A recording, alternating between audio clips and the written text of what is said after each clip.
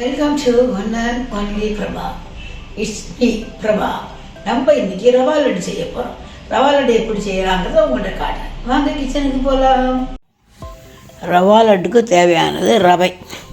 ரவையை நம்ம என்ன பண்ணணும்னு சொன்னால், ரவையை நம்ம வறுத்துக்கணும். இல்பச்சட்டி ஈரம் இல்லாமல் சூடாக்கிட்டு அப்புறமா ரவையை வறுக்கணும். ரவை எப்படி வறுக்கணும்னு சொன்னால், பிளாக் ஆகிடக்கூடாது, ஈவன் ப்ரௌன் கூட ஆகாமல் ஒரு ரவைக்கு ஒரு சின்ன ஒரு வாசனை வரும். இந்த வாசனை வரும்போதே நீங்கள் கேஸ் ஆஃப் பண்ணிடலாம். அப்போ அந்த சூட்டு கொஞ்சம் கூட வரும். அதனால் ப்ரௌன் ஆகிறதுக்கு முன்னாடியே ஒயிட்டாக இருக்கும்போதே ரவையோட வாசனை வர்றது வரைக்கும் வறுத்துங்க.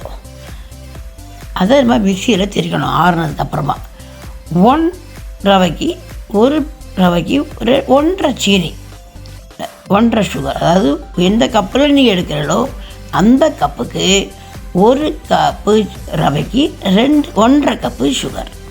1.5 கப்பு சுகர் நல்லா மிக்சியில் நைஸாக திரிச்சுக்கோ. சுகர் சீக்கிரம் தெரியும், ரவை தெரிய நேரமாகும்.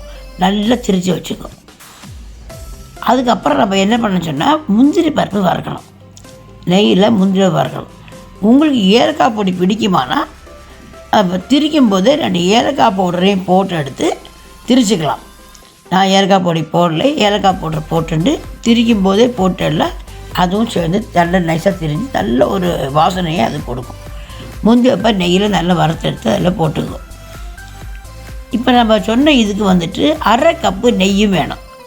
நம்ம என்ன சொன்னோம்னா, 1 கப்பு ரவை, 1.5 கப்பு சுகர், 1/2 கப்பு நெய்.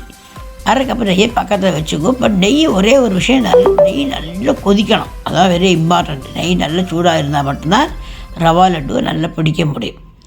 இது அவ்வளோ முந்திரி வறுத்து போட்டு அப்படியே மிக்ஸ் பண்ணிக்கோ. நல்லா மிக்ஸ் பண்ணிவிட்டு மிக்ஸ் பண்ணிவிட்டு அதுக்கப்புறமா நெய் மிக்ஸ் பண்ணால் மட்டும்தான் முந்திரி எல்லா இடத்துலையும் ஒரே ஈவனாக வரும். இல்லைனா ஒன்றில் இருக்கும், ஒன்றில் முதிர்ப்பு இருக்காது. சாப்பிட்றா சொல்லி எனக்கு முதிர்ப்பு போடவே இல்லையாம்மா அப்படின்னு கேட்பேன். அதனால் நல்லா மிக்ஸ் பண்ணிக்கும். இதில் நெய்யை தேவையான அளவு விட்டுக்கும். 1/2 கண்ணை எடுத்துட்டா கூட எவ்வளோ வேணுமோ அதை எடுத்துக்கும். கம்மியாக இருந்தால் தான் பிடிக்கிறது கஷ்டம், கொஞ்சம் ஜாஸ்தியாக இருந்தால் கூட அதை ஈஸியாக பிடிச்சிடலாம்.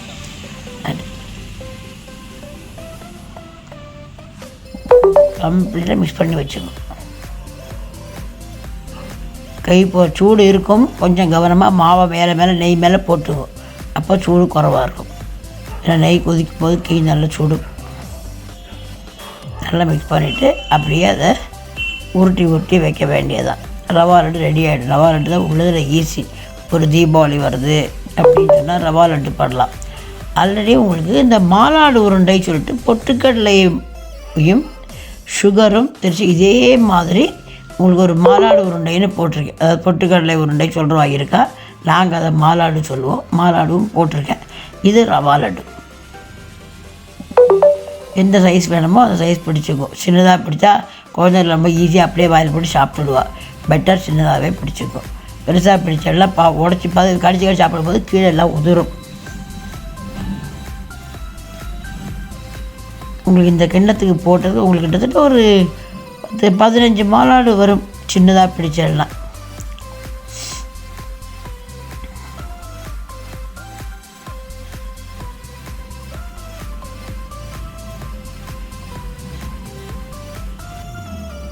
நானும் முதல்ல பெருசாக தான் உருட்டினேன். அப்புறம் அது சின்னதாக்கிட்டேன். என்ன ரொம்ப பெருசாக பிடிச்சோம்னாக்கா குழந்தைகள் கடிச்சாப்பிடுது உதிருமே அப்படின்னு தோணும் எனக்கு.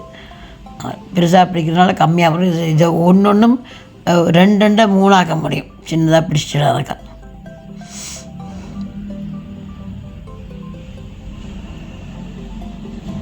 டக்குன்னு வீட்டில் ஒரு கெஸ்ட்டு வந்துட்டா என்னடா பண்ணுறது அப்படின்னு சொல்லி செய்யலாம். இதை உங்களுக்கு திரித்து வச்சுக்கலாம். மெயினாக திரித்து வச்சுட்டு டப்பால் போட்டு மூடி வச்சுட்டு எப்போது கெஸ்ட்டு என்றைக்காவது வராலும் அன்றைக்கி செய்யலாம். ஒரே நாளில் திரித்து ஒரே நாளில் பிடிக்கணுங்கிற அவசியமே இல்லை. திரித்து வச்சுக்கலாம். மாலாடுவும் அப்படி தான். திரித்து எடுத்து டப்பால் போட்டு வச்சுட்டோம்னா எப்போ வேணால் பிடிச்சிக்கலாம். உங்களுக்கு அது எல்லாத்துக்கும் சேர்ந்து டைம் இருக்காது ஆஃபீஸ் கோயர்ஸுக்கு. அதனால் திரித்து வச்சுக்கலாம். 2 4 6 8 10 உருண்டை வந்திருக்கு வச்சுக்கோல. அந்த கிண்ணத்துக்கு போட்டு 10 உருண்டை வச்சுருக்கு.